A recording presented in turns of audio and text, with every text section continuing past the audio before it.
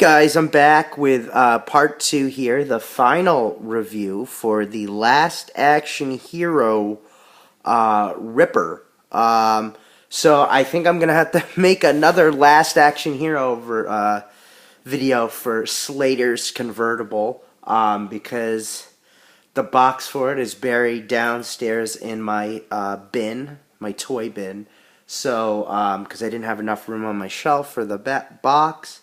But I'll just make another video of that. So maybe I'll just do all in one video on that. So since it's been already opened and assembled. Anyways, so here is the Swingin Ripper out of its package. Now, as you can see, the last step that I pretty much have to do is cut out this cape.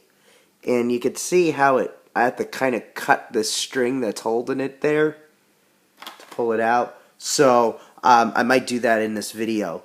So I may put down this iPad for a second and show you that. But here's the figure. It's pretty cool. You got really good detail, front, back. And this is probably one of the nicest Ripper figures I've seen out of the package, since this is my third time getting it, as you know, the first time from what I told you in the last video. But yeah, and here's the little top hat. So this is its action feature. You would press this and it would swing. So I think that was one of the cool features for this figure. So that's pretty much it. I love the detail on it.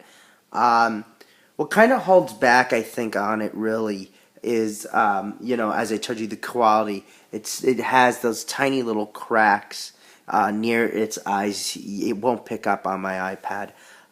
But you know what? It's a factory flaw. You can't deal with anything with that. It's not like the paint is coming off, but there are some tiny fissures. But this is what kind of happened with the Last Action Hero toy line. Like I said, look at the final outcome, but there are a lot of flaws with it because it was rushed so fast, you know, and then it just hit the fan after that because of the movie didn't do that well. But I think it's a really cool figure. And, you know, there's its top hat, how they were trying to add accessories that didn't really help its situation. But you look back at this now, and since there hasn't been really a Last Action Hero toy line or another Last Action Hero toy line like they've done with Terminator or Predator, you kind of accept it for what it is now. So let me cut out the cape here, and we'll see what that looks like on the figure. So hold on.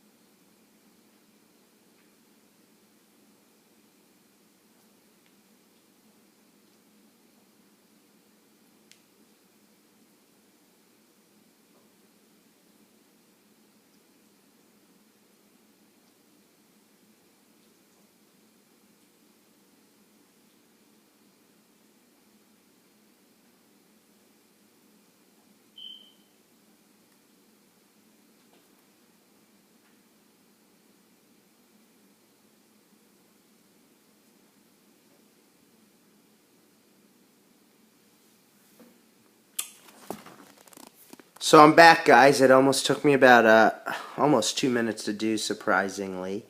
So this is the cape on the figure. Now, if you see one that has holes on it on the side, you could see that on mine. I could see that there's some holes, like noticeable, almost like pinholes. That is where the thread was. So if you see that, that's not playwear or anything. That is just from this thing being stitched in, as you could see. I don't know why they did that. It's just really weird.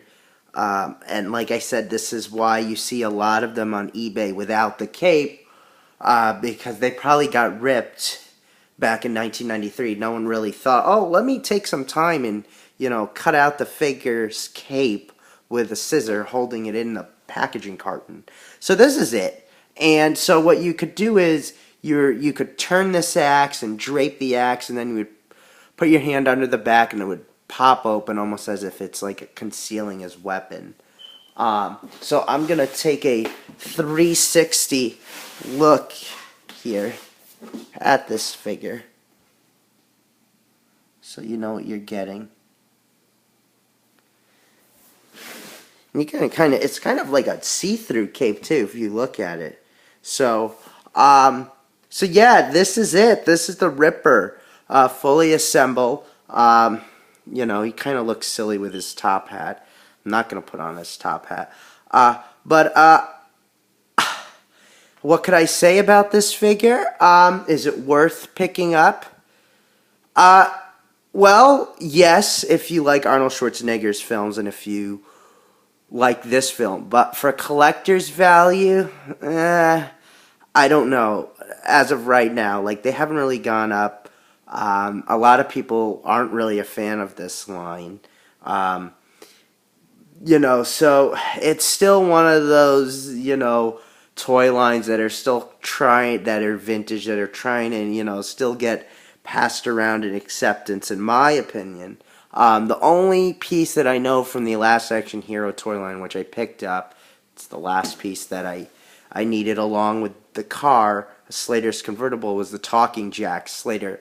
On eBay, that's probably the most expensive, and it usually goes high, around $200 actually. But it's a great piece to have. I picked up mine for $50 in the box.